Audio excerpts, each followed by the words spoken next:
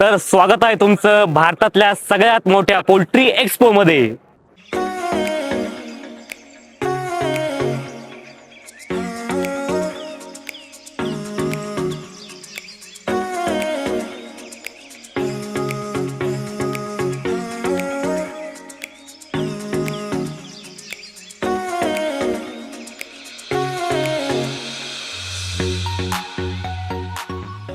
तर हे exhibition भरलंय hi tech city road hi tech exhibition centre Hyderabad.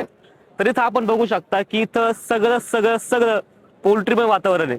म्हणजे आपण जर चौबाजूंना जर फिरवली ना तर तुम्हाला फीड, तुम्हाला चिक्स, तुम्हाला इन्क्युबेटर्स, तुम्हाला सगळे सगळे सगळे स्टॉल भेटणार या ठिकाणी। तर नमस्कार मित्रांनो, आता आपण आलोय हैदराबाद मध्ये। तर कशासाठी? पोल्ट्री एक्सपो साठी। तर आपण बघू शकता इथं पूर्णपणे पोल्ट्रीसाठी लोक जमलेले आहेत। लांबून लांबून म्हणजे काय? लांबून लांबून म्हणजेच तर भारत नाही तर भारताच्या बाहेरून सुद्धा लोक इथं आलेले आहेत। तर आता आपल्यासोबत आज आपले सगळेच आहेत आणि या सगळ्यांना आपण पोल्ट्री एक्सपो दाखवण्यासाठी आणलेलं आहे। आता आपण जस्ट पास काढलेत आणि आता आपण प्रत्येक एक आणि एक हॉलमध्ये जाऊन प्रत्येक आपण चक्कर मारणार आहे आणि तुम्हाला थोडी तरी माहिती देण्याची आपण प्रयत्न करणार आहे। त्यामुळे तुम्ही व्हिडिओमध्ये शेवटपर्यंत राहा। ही जी तुम्हाला सगळ्या बिल्डिंग दिसतात ना, हे सगळे एक आणि एक हॉल आहेत। ते तुम्हाला आता मी दाखवणार आतमध्ये जाऊन कसं आहे काय नाही आतमध्ये। तर इथं लांबून येणाऱ्यांसाठी फूड कोर्ट आहे सगळे। इथं आपण इथं पास काढून भेटतात आणि इथं कोणाला जर अडचण आली, कोणाला काही मदत पाहिजे असेल तर इथं आपण संपर्क साधू शकता।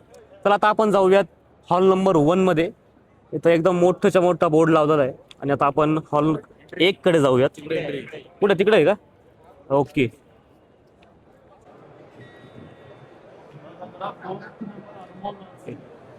हो हो हो हो हो हो, एक नंबर। तर असा काही आहे हॉल नंबर 1, एकदम प्रॉपर। तर आता आपण आलोय हॉल नंबर 1 मध्ये। आता इथं बघूयात कोणते कोणते स्टॉल आहेत, कोणते कोणते काय काय मशिनरी आहेत नवीन नवीन, आणि इंटरनॅशनल मशिनरी सुद्धा आहेत बरं का। तर या आपल्या लेअरच्या केजेस आहेत एकदम हेवी मध्ये, आणि हे जे आहे ना हे आपण इथं फिट टाकणार आणि इथं ज्या तुम्हाला सगळं ही सिस्टीम तुम्हाला माहिती आहे, पण याच्यामध्ये अजून ऍडव्हान्स सुद्धा याच्यामध्ये काही गोष्टी आलेल्या आहेत त्या सुद्धा आपल्याला पुढे बघायला भेटणार आहेत। तर आता आपण चिक्स ड्रिंकर, मोठ्या पक्षाचे ड्रिंकर किंवा फीडर बघत आलेलो आहे, पण आता एक नवीन त्या सिस्टीम आलेली आहे ती सुद्धा तुम्हाला दाखवतो बघा। तर अशा प्रकारचे फीडर्स, ड्रिंकर्स इथं सगळे नवीन नवीन प्रकारचे आलेले आहेत बघा। पूर्ण एकदम अत्याधुनिक सुविधा आहे, सगळं ऑटोमॅटिक आहे। तर असे काही स्टॉल्स आहेत आतमध्ये हॉल नंबर 1 मध्ये। हा तरी हॉल नंबर 1च आहे, अजून असे 6-7 हॉल्स आहेत तिथं, ते सुद्धा आपण सगळे कव्हर करणार आहे आज। तर आतापर्यंत आपल्या शेतकऱ्यांना प्रश्न पडतो की बाबा चिक्स साठी कोणते भांडे वापरायचे किंवा मोठ्या पक्ष्यांसाठी कोणते भांडे वापरायचे। तर इथं एकदम एक युनिक पद्धत आलेली आहे आपल्याकडं, हे बघू शकता आपण। चिक्स ड्रिंकर एकदम स्मॉल साईज मध्ये, हे बघा एकदम स्मॉल साईज। हे ओपन करून दाखवा ना। हाफ लिटर हाफ लिटर आहे का? ओके। अर्धा लिटर मध्ये तुम्हाला एकदम चांगलं आणि उत्तम भांडं भेटू शकतं। याचा प्राइस काय? 26 ओनली। ओ, 26 रुपये फक्त। तर आपल्या नवीन शेतकऱ्यांसाठी, जे लोक त्यांना अफोर्ड नाही करू शकत मोठे मोठे भांडे, त्यांच्यासाठी एकदम भारी सुविधा आहे हे छोटे छोटे चिक्स ड्रिंकर। फीडर भी आता है इसके साथ? ये फीडर है, ओके ओके, ये फीडर है और ये ड्रिंकर है, ओके ओके। तर अशा आपण आता एक एक एक स्टॉल एक्सप्लोर करत चाललोय। आणि तुमच्या माहितीसाठी सांगतो, असेच आपल्याला अजून 5000 स्टॉल एक्सप्लोर करायचे। तर जे लोक बॉयलर फार्मिंग करतात किंवा लेअर फार्मिंग करतात त्यांच्यासाठी एक अमोनिया गॅस हे खूप मोठा प्रश्न असतो। तर ते बाहेर काढण्यासाठी या ठिकाणी सगळ्यात मोठं हा एक जो फॅन आहे, एक्झॉस्ट फॅन आहे, तर एकदम ह्यूज साईज मध्ये आहे। तर या ठिकाणी अजून एक आहे, 2च फॅन असे। या ठिकाणी क्वालिटी सिस्टीम्स मध्ये आपल्याला अजून एक नवीन प्रकारचं मशीन भेटलेलं आहे। याच्यामध्ये समजा तुम्ही हे बॉयलरसाठी आपण खास करून वापरू शकतो। याच्यामध्ये आपण समजा फीड 2 बॅग जरी फीड टाकल्या, 2 तुम्हाला विचारायचं का? मी सांगतो ना, मी आहे की याच्यामध्ये आपण 2 बॅग जरी फीड टाकल्या तरी ते फीड याच्यामध्ये मशीनद्वारे या सगळ्या भाड्यांमध्ये येणार आहे। आणि जसे पक्षी किंवा आपले चिक्स याच्यामध्ये फीड खाणार आहेत, तसं सेन्सर आहे, प्रत्येक भांड्याला सेन्सर लावलेले आहेत। त्या हिशोबाने जसं जसं एक संपल त्या हिशोबाने मशीन परत चालू होऊन याच्यामध्ये परत फीड होणार आहे। आणि सेम हाईट ऍडजस्टमेंट केली जाऊ शकते याच्यामध्ये। अच्छा, म्हणजे पक्षाच्या एज नुसार आपण याच्यामध्ये हाईट सुद्धा ऍडजस्ट करू शकतो।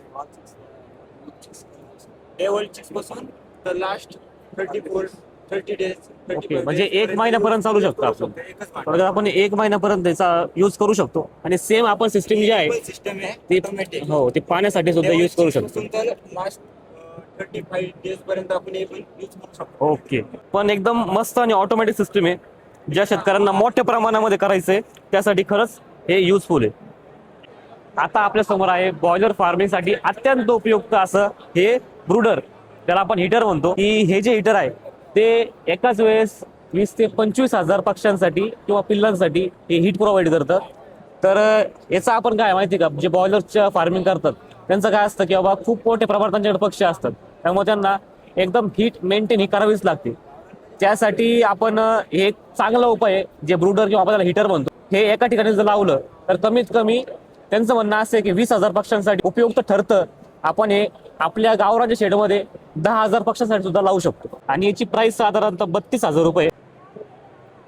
अत्यंत नवीन नवीन आणि एकदम इम्प्रेसिव्ह असे नवीन नवीन प्रोडक्ट आलेले आहेत मार्केटमध्ये, जे काही इंटरनॅशनल आहेत की आणि जे काही आपले भारतीय आहेत. पण एकदम अभिमान वाटतो की असे सुद्धा पोल्ट्री या व्यवसायामध्ये एवढ्या मॉडर्न आणि आधुनिक अशा मशीनरी सुद्धा असू शकतात.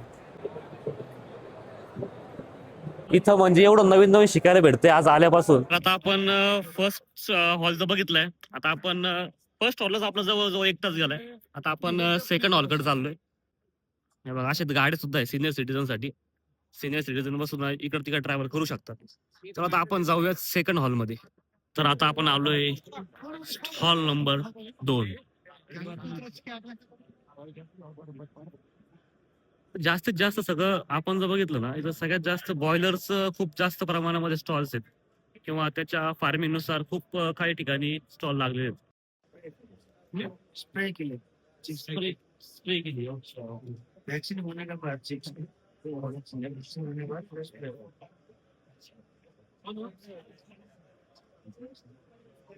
म्हणजे थोडक्यात चिक्सला वॅक्सिनेशन झाल्यानंतर कस्टमरकडे जाताना पूर्ण एक आणि एक चिक्स आपण काय म्हणतो सॅनिटाईज करून पाठवतो. त्याचं हे उत्तम उदाहरण आहे. हे मशीन असतं त्याच्यामध्ये स्प्रे लावलेला आहे. स्प्रे टाकायचा, स्प्रे होतो, चिक्स सॅनिटाईज. वैक्सीन आहे. ओके, हा वॅक्सिनेटर आहे का नवीन आलेला मध्ये? आता हे नवीन आपण मॉडेल काढलंय. हे हे एअर वरती चालणार. याचा उपयोग कसा कसला? त्यामध्ये डे होल्ड चिक वॅक्सिनेशन साठी होय.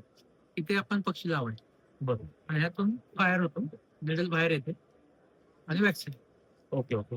यामध्ये कसं डोस सेट करता येतो आपल्याला.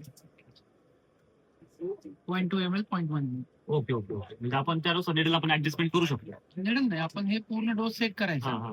आणि त्यामध्ये इथं निडल लावायची. ओके. म्हणजे तुमचं जर 0.1 असेल बर. तर आपण हे तुम्हाला देतो 0.1. दोन्हीकडे 0.1. अच्छा. नंतर इकडे आपण सेट करतो. बर. हा HMI मॉडेल आहे, ते बेसिक मॉडेल. त्यामध्ये आपण डाटा कलेक्शन वगैरे करू शकतो. मागे पेन ड्राईव्ह दिलाय. हा. पेन ड्राईव्ह Data मध्ये आपण आपण- डेटा करून क्लाउड लॅब आपण सॉफ्टवेअर बनवलं. Software. त्यातून आपण रिपोर्ट जनरेट करू शकतो. अच्छा, किती केली किंवा काउंटिंग त्यानुसार काउंटिंग होते. किती केली असं. आणि ह्यामध्ये पण सेमच आहे. ओके. त्यामध्ये नवीन टेक्नॉलॉजी आपण याचा वापर केला. आणि ह्यामध्ये आपण तुमच्या मोबाईल मध्ये हा. तुम्ही ऑल ओव्हर इंडिया कुठेही असाल तर तुमचं मशीन चालू आहे, बंद आहे, ओके. किती वेळा करता बंद होतं सगळं आपण ते देतील. लाईव्ह स्क्रीनच तुम्हाला तिथं मिळते बघा.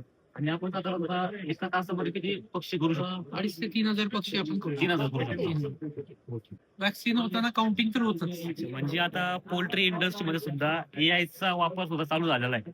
त्यामुळे असं नाही की पोल्ट्री व्यवसायामध्ये टेकचा वापर होत नाही.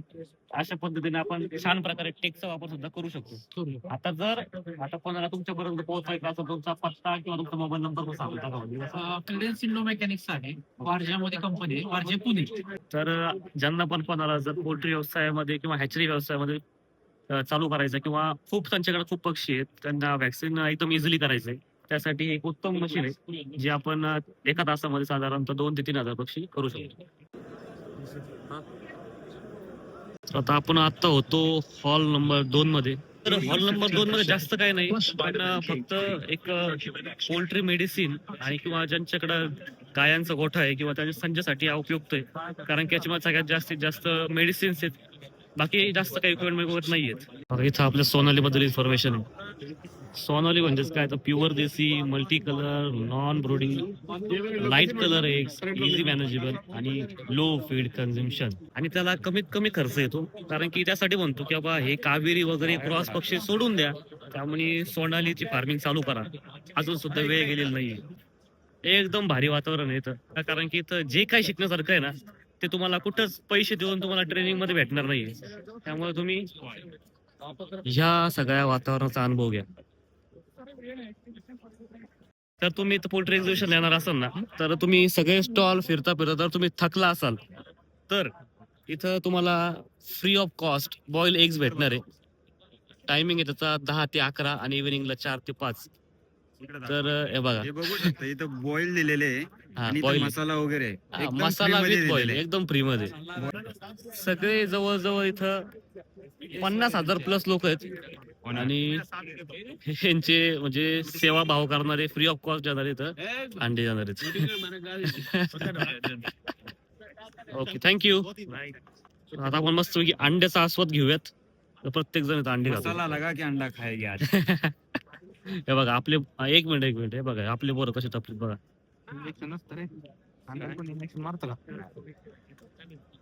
अशा पद्धतीने आपल्याला 2 अंडे दिलेले आहेत तिथं. मस्त खायचं प्यायचं आणि इथं जे काय आहे ते फिरायचं आणि व्यवस्थित अभ्यास करायचा.